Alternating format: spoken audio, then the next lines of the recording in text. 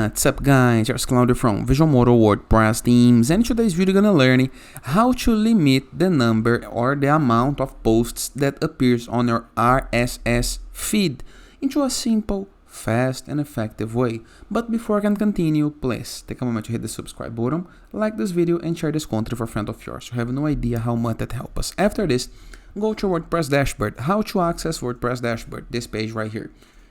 Boom. Well, first, you need to enter on the browser address bar your domain name, okay? So enter domain name plus WP admin and enter with login credentials, okay? The username and password, okay? After, you're gonna be able to see a page almost like this one.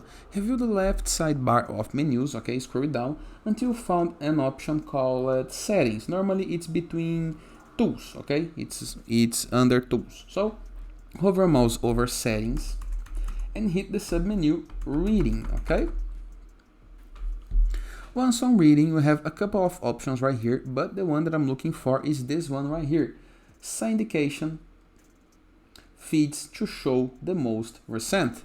Here is the amount of posts that can be showed on your RSS feed. By default, WordPress lets you add 10, but you can change, for example, to 15, okay?